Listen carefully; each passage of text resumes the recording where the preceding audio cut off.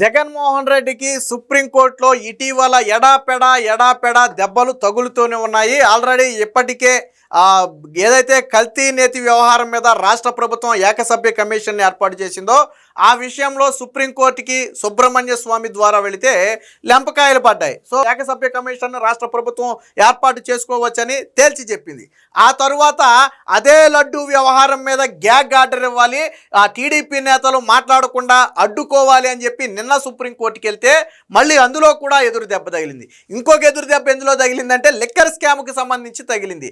ఎవరైతే ముప్పిడి అవినాష్ రెడ్డి ఇటీవల విదేశాలకు పారిపోయినటువంటి వ్యక్తిని పట్టుకుని తీసుకువచ్చారో, నేపాల్ బోర్డర్లో పట్టుకుని తీసుకువచ్చారో, సో ఆ ముప్పిడి అవినాష్ రెడ్డికి సంబంధించి కూడా ఆ బెయిల్ ఇవ్వటానికైతే ఆ కోర్టు తిరస్కరించింది. ఎందుకనంటే గతంలో మనం ఆల్రెడీ లిక్కర్ స్కామ్కి సంబంధించి వీడియోలు చేశాం. రాజు కసిరెడ్డి వ్యవహారంలో సుప్రీంకోర్టు చాలా తీవ్రమైన వ్యాఖ్యలు చేసింది. ముప్పిడి అవినాష్ రెడ్డిని వచ్చి లొంగిపోమ్మనండి, ఆ తర్వాత మీ బెయిల్ అంశాన్ని పరిశీలిద్దామని చెప్పి చాలా కరాఖండిగా సుప్రీంకోర్టు చెప్పడంతో తప్పని పరిస్థితుల్లోనే ఆ ముప్పిడి అవినాష్ రెడ్డిని వాస్తవానికి రప్పించారు కుటుంబ సభ్యులు మాట్లాడి. ఇప్పుడు దొరికాడు కాబట్టి కొన్ని రోజులు కస్టడీకి వేశారు. ఇప్పుడు రెగ్యులర్ బెయిల్ ఇవ్వాలని చెప్పి ఆ ముప్పిడి అవినాష్ రెడ్డి తరపు ఆ లాయర్ వాదిస్తే దానికి ఆ ప్రభుత్వం తరపు లాయర్లు చాలా తీవ్ర అభ్యంతరం తెలిపారు. ఎందుకంటే ఈ వ్యక్తి కేసు పెట్టిన వెంటనే లిక్కర్ స్కామ్ మీద దొరికిన వెంటనే పారిపోయాడు. సో దానివల్ల కేసు డిలే అయింది. రెండోది శ్రీలంకకు పారిపోయాడు. ఇప్పుడు మళ్ళీ అనుమతిస్తే ఇతర దేశాలకు పారిపోయే అవకాశం ఉంది. దీంతో కేసులో మళ్ళీ అనిశ్చితి ఏర్పడుతుందని చెప్పి ప్రభుత్వం తరపున వాదనలు వినిపిస్తే ప్రభుత్వ తరపు వాదనలతో సుప్రీంకోర్టు కూడా ఏకీభవించింది. ఇలాంటి సమయంలో మేము ఆ రెగ్యులర్ బెయిల్ ఎట్టి పరిస్థితుల్లో ఇవ్వలేము అని చెప్పి నిన్న సుప్రీంకోర్టు తేల్చి చెప్పడంతో Jaganmohan Reddy and co batch మొత్తానికి కూడా గొంతులో పచ్చి వెలక్కాయ పడినట్టయింది. ఎందుకంటే ఇప్పుడు ముప్పిడి అవినాష్ని ఖచ్చితంగా కస్టడీకి ఇవ్వాలి అనేది ఇప్పుడు సిట్ అధికారులు కోరుతున్నటువంటి కోరిక. వాస్తవానికి అది కింది కోర్టులో పెండింగ్లో ఉంది. కస్టడీకి ఇవ్వాలా వద్దు అనేది కింది కోర్టులో పెండింగ్లో ఉంది కాబట్టి ఆ విషయంలో హైకోర్టు అయితే జోక్యం చేసుకోలేదు. కానీ బెయిల్ మాత్రం ఇవ్వం, రెగ్యులర్ బెయిల్ అనేది గట్టి పరిస్థితుల్లో ఇవ్వబోమని చెప్పి తేల్చి చెప్పింది. ఇప్పుడు అవినాష్ని గన తీసుకుంటే, కస్టడీలోకి తీసుకుంటే ఈ కేసుకు సంబంధించినటువంటి కొంత కీలక సమాచారం వచ్చే అవకాశం ఉంది. ఎందుకంటే రాజు కసిరెడ్డికి అత్యంత సన్నిహితుడు, రాజు కసిరెడ్డి చేసినటువంటి ప్రతి పని కూడా తెలిసిన వ్యక్తే ఈ ముప్పిడి అవినాష్ రెడ్డి. ఒక రకంగా అందరికీ మధ్యవర్తిగా ఉండి మొత్తాన్ని కూడా నడిపినటువంటి వ్యక్తి.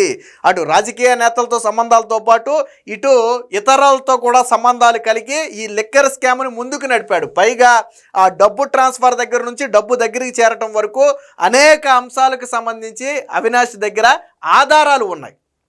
మనీ లాండరింగ్కి సంబంధించినటువంటి ఆధారాలు కూడా అవినాష్ దగ్గర ఉన్నాయి. కాబట్టి ఎట్టి పరిస్థితుల్లో అవినాష్ని విడుదల చేయొద్దు, చేస్తే అది కేసు మీద ప్రభావం చూపుతుందని ఆ సుప్రీంకోర్టులో అయితే వాదించడం జరిగింది. ఆ వాదంతో సుప్రీంకోర్టు కూడా ఏకీభవించింది. వాస్తవానికి అసలు ఈ వ్యక్తిని లొంగిపోమ్మనంటే తర్వాత చూద్దామని చెప్పి ఏదైతే రాజకేశరెడ్డి బెయిల్ సందర్భంగా కోర్టు వ్యాఖ్యానించిందో అప్పుడే అర్థమైపోయింది ఈ ముప్పిడి అవినాష్ అనే వ్యక్తి ఎంత కీలకమైనటువంటి వ్యక్తిగా ఉన్నాడు అనేది అప్పుడే ఆ సుప్రీంకోర్టు అయితే తేల్చి చెప్పింది. దీనికి సంబంధించినటువంటి వార్త కూడా ఒకటి వచ్చింది, ఒకసారి చూద్దాం. ముప్పిడి అవినాష్ రెడ్డికి నో బెయిల్, మద్యం కేసులో నిరాకరించిన సుప్రీంకోర్టు. మద్యం కుంభకోణం కేసులో కీలక నిందితుడు ముప్పిడి అవినాష్ రెడ్డికి రెగ్యులర్ బెయిల్ ఇచ్చేందుకు సుప్రీంకోర్టు నిరాకరించింది.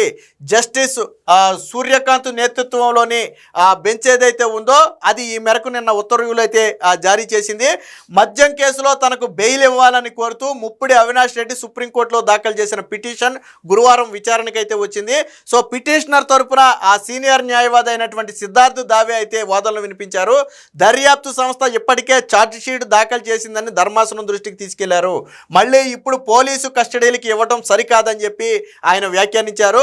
రెగ్యులర్ బెయిల్ ఇవ్వాలని దర్యాప్తుకు అన్ని విధాలా సహకరిస్తామని చెప్పారు. వాస్తవానికి రెగ్యులర్ బెయిల్ ఇస్తే వీళ్ళు సహకరిస్తారు అనడానికి ఎటువంటి నమ్మకం లేదు. ఎందుకంటే ఈ కేసులో ఎప్పుడైతే ముప్పిడి అవినాష్ రెడ్డి పేరు ఏర్పాటు చేశారో వెంటనే రాజు కసిరెడ్డి దేశం దాటించి పంపించేశాడు. మన సుప్రీంకోర్టు కూడా ఇదే వ్యాఖ్య చేసింది.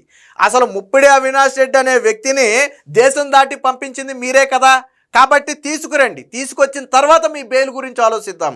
ఇతరులకు బెయిల్ ఇచ్చాం కాబట్టి మీకు బెయిల్ ఇవ్వాలి అనటం కుదరదు. మీ మీద చాలా తీవ్రమైన ఆరోపణలు ఉన్నాయి, మీతోనే కేసు మొత్తానికి కూడా ముడిపడి ఉన్న నేపథ్యంలో మీకు బెయిల్ ఇవ్వలేమో, ముందు ముప్పిడి అవినాష్ని రమ్మనండి అప్పుడు చూద్దామని చెప్పి మొన్న సుప్రీంకోర్టు ఒక వ్యాఖ్య చేసింది. ఎందుకు రాజకేశిరెడ్డికి బెయిల్ ఇవ్వలేదు అంటే ఈ ముప్పిడి అవినాష్ రెడ్డిని తీసుకుని ఆ దేశం దాటించి పంపింది రాజకేశిరెడ్డి. ఎందుకు పంపాడు అంటే తీగలాగితే డొంక గదిలినట్టుగా అవినాష్ రెడ్డి దగ్గర ఆధారాలు బయటపడితే అది కొంత ఇబ్బందికరంగా మారే అవకాశం ఉంది.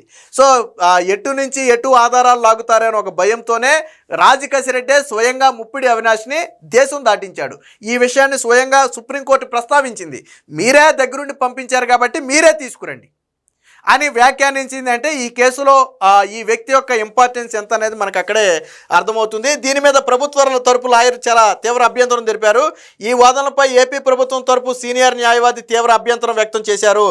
నిందితుడు విచారణ అధికారులకు అందుబాటులో లేకుండా వెళ్ళాడని, దీనివల్ల దర్యాప్తులో ఆలస్యం జరిగిందని ధర్మాసనం దృష్టికి తీసుకువెళ్లారు. నిందితుడు శ్రీలంకకు పారిపోయాడని కూడా తెలిపారు. బెయిల్ ఇస్తే మళ్ళీ పరారయ్యే అవకాశం ఉందని, అవినాష్ రెడ్డిని కస్టడీలోకి తీసుకుని విచారిస్తే ఎన్నో నిజాలు వెలుగులోకి వస్తాయన్నారు. ఇరు పక్షాల వాదనలు విన్న అనంతరం రెగ్యులర్ బెయిల్ ఇవ్వడానికి సుప్రీంకోర్టు అయితే నిరాకరించింది. అలాగే కస్టడీకి ఇవ్వాలి ఇవ్వద్దు అనే దాని మీద ఇది ట్రయల్ కోర్టులో ఉంది కాబట్టి, తీర్పు పెండింగ్లో ఉంది కాబట్టి అది ఎలా వస్తుందో చూసిన తర్వాత స్పందిస్తామని నిన్నైతే స్పందించలేదు. అంటే అవినాష్ రెడ్డి అనే వ్యక్తి ఎంత కీలకమైనటువంటి వ్యక్తి అనేది, ముఖ్యంగా రాజకేశిరెడ్డి ఈ కేసులో ఎంత కీలకంగా ఉన్నాడో అతని ప్రధాన అనుచరుడుగా ఉన్నటువంటి అవినాష్ కూడా అంతే కీలకమైనటువంటి అనుచరుడు. ప్రతి అంశానికి సంబంధించి డబ్బు చేర్చడం దగ్గర మొదలుపెట్టి, దాన్ని బ్లాక్ మనీని వైట్ మనీగా మార్చడం మొదలుపెట్టి, మనీ లాండరింగ్ చేయడం దగ్గర మొదలుపెట్టి, డొల్ల కంపెనీలు సృష్టించడం దగ్గర మొదలుపెట్టి, కమిషన్లు వసూలు చేయడం దగ్గర మొదలుపెట్టి అన్ని విషయాలు కూడా అవినాష్ రెడ్డికి తెలుసు. ఎందుకంటే వీళ్ళందరికీ మధ్యవర్తిగా ఉండి ఈ తతంగాన్ని మొత్తాన్ని నడిపిన వ్యక్తే అవినాష్ రెడ్డి.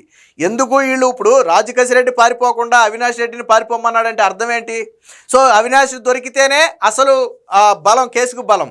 సో అవినాష్ అనే వ్యక్తి దొరకకుండా ఉండాలి అనే ఉద్దేశంతోనే దేశం దాటించి పారిపోయాడు, అంతేగాని రాజకేశిరెడ్డి పారిపోలా.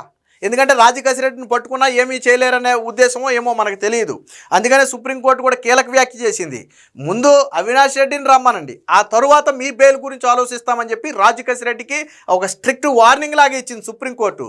సో అప్పుడు అర్థమైంది, సో అవినాష్ అనే వ్యక్తి దొరకనంత కాలం రాజకేశిరెడ్డి అనే వ్యక్తికి బెయిల్ రాదు. ఇదే లెక్కర్ స్కామ్లో ఇతర వ్యక్తులందరూ కూడా బెయిల్ మీద బయట ఉన్నారు. అదే విషయాన్ని సుప్రీంకోర్టు దృష్టికి తీసుకువెళ్తే వాళ్ళకి బెయిల్ ఇచ్చాం కాబట్టి మీకు బెయిల్ ఇవ్వాలని ఏమీ లేదు, అవసరమైతే వాళ్ళ బెయిల్ కూడా రద్దు చేయమని మీరు ఒక పిటిషన్ వేయండి, మేము పరిశీలిస్తాం తప్ప మీకు మట్టికి ఎట్టి పరిస్థితుల్లో బెయిల్ ఇవ్వబోము అని చెప్పి సుప్రీంకోర్టు తేల్చి చెప్పింది. మొత్తంగా ఇప్పుడు అవినాష్ని గనక కస్టడీకి ఇస్తే ఖచ్చితంగా అది వైసీపీకి ఇరకాటంలో పడటమే. మరికొన్ని కొత్త పేర్లు కావచ్చు, లేదా మరికొన్ని కోణాలు కావచ్చు ఈ లిక్కర్ స్కామ్లో వెలుగులోకి వచ్చే అవకాశం ఉంది. అదే గన జరిగితే ఇంకా ఎంతమంది మేడకు ఇది చుట్టుకుంటుందో అనే భయం కూడా వైసీపీ నేతల్లో అయితే ఉంది. ఏదేమైనా మొత్తంగా అవినాష్ రెడ్డికి సంబంధించి బెయిల్ ఇవ్వటానికైతే పూర్తిగా సుప్రీంకోర్టు నిరాకరించింది.